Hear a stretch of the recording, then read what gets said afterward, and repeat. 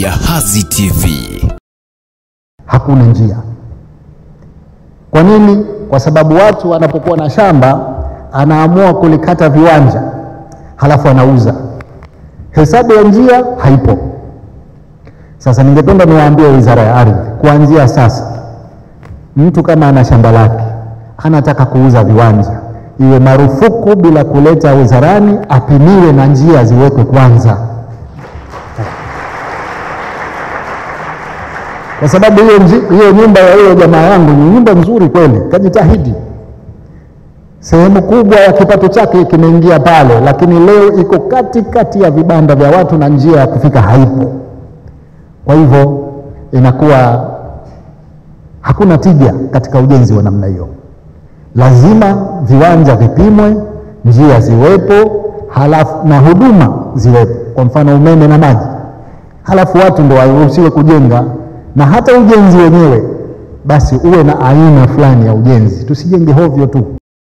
Niwatie moyo kwa nyumba za kisasa ambazo serikali inaendelea kuzijenga kupitia shirika la nyumba, zinatoa fursa bora zaidi kwa mwananchi na hasa mtumishi wa umma kuweza kumiliki nyumba ya makazi yenye faida zifuatazo.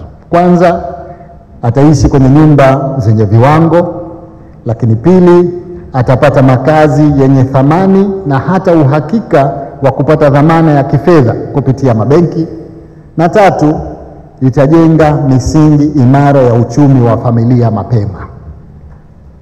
Ukiwa na nyumba yako nzuri, kijana ndo kwanza umeanza kazi, umeingia kazini, una nyumba yako nzuri, una gari yako, umeshajenga msingi wa maisha au mustakabali wa familia yako. Lakini ukianza ule utaratibu wa kutafuta kwanza mifuko 30 ya saruji, mpaka unastaafu ndo utakuwa unamaliza ile nyumba. Hizi kazi ambazo tunafanya katika sekta mbili, tuna sekta ya ardhi na sekta ya makazi, tutakwenda kuzisimamia kwa karibu zaidi. Kwenye sekta ya makazi tumeona kuna nyumba ambazo miradi tayari imekwisha. Kwa mfano nyumba 72 pale za Mombasa zimejengwa chini ya uongozi wako.